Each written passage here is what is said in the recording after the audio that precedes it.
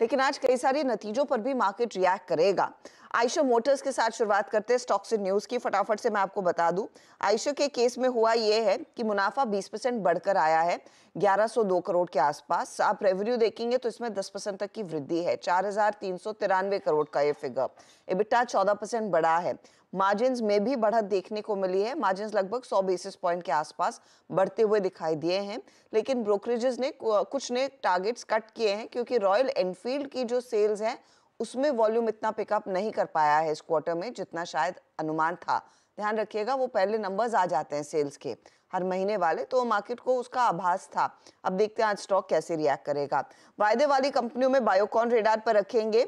एक other income का बड़ा फैक्टर आया है 1134 करोड़ का, और वो इनफैक्ट फिर प्रॉफिटेबिलिटी को 660 करोड़ के आसपास लेकर गया है। अनुमान वैसे 150 करोड़ के आसपास का था।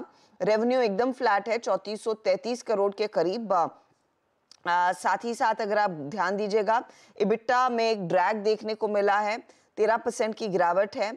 आंकड़ा करीब 620 करोड़ पर। अनुमान था कि इस बारी बढ़ेगा इबिट्टा 850 करोड़ पर आएगा, तो वो एक मिस है। मार्जिन्स थोड़े से इंप्रूव जरूर हुए हैं, घटे हैं, इंप्रूव नहीं हुए हैं, ये घटे हैं, इसको करेक्ट कीजिएगा। 18.1% का मार्जिन है वर्सेस 21%। अब की बारी एक्सपेक्टेशन था कि थोड़ा सा मार्जिन इंप्रूव होगा, लेकिन वो हुआ नहीं है। तो बायोकॉन ने भी थोड़ा सा निराशाजनक प्रदर्शन दिखाया है। एस्ट्रल पर भी नजरें रखिएगा। एस्ट्रल नंबर्स फ्लैट हैं, आधे % की ग्रोथ, प्रॉफिटेबिलिटी में 120 करोड़ के आसपास का फिगर आया। रेवेन्यू ऑफ कोर्स 8% बढ़ा है। एबिट्टा में 6% तक की ग्रोथ है। एस्ट्रल के केस में मार्जिन्स 20 बेसिस पॉइंट थोड़े से कॉन्ट्रैक्ट होते हुए दिखाई दिए हैं। स्टील अथॉरिटी ऑफ इंडिया यानी कि सेल रेडार पर रहेगा।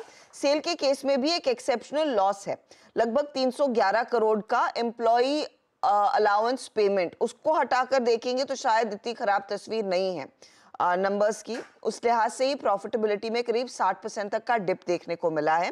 ऑपरेशनली थोड़ा सा बेहतर प्रदर्शन है क्योंकि एबिट्टा में 34% का इजाफा, और मार्जिन जो 7% पर थे वो 9% पर आए हैं। तो ऑपरेशनली एक बेहतर तिमाही सेल के लिए उभर कर आई है। कॉनकॉर भी रेडार पर रखेंगे, जहां पर 6% का इजाफा मुनाफे में, रेवेन्यू 9% बढ़ा, 11% का इजाफा एबिट्टा में देखने को मिला, मार्जिन्स में भी ग्रोथ है। LIC के नतीजे अच्छे हैं, उम्मीद से काफी बेहतर प्रदर्शन दिखाया है।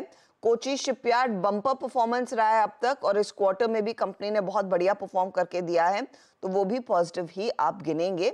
नजारा टेक ने इस बीच कल शाम को एक अनाउंसमेंट किया कि 228 करोड़ का दरअसल वो एक एक्विजिशन कर रहे हैं, UK based fuse box games करके। 228 करोड़ का ये एक्विजिशन होगा। ये basically global IP based game platform वाली कंपनी है और उस बिजनेस को नजारा के लिए बढ़ाती हुई दिखाई देगी। एक बहुत लंबी डिटेल लिस्ट है कैश वाली कंपनियों की, उस पर आगे दिन के दौरान हम बात जरूर करेंगे। लेकिन चलिए काम करते हैं, लेंगे एक ब्रेक के बाद आज आने वाली बड़ी चीजें, आज के बड़े इवेंट्स और साथ ही कमोडिटी करेंसी की स्ट्रैटेजी, वो सब आपके सामने करेंगे पेश।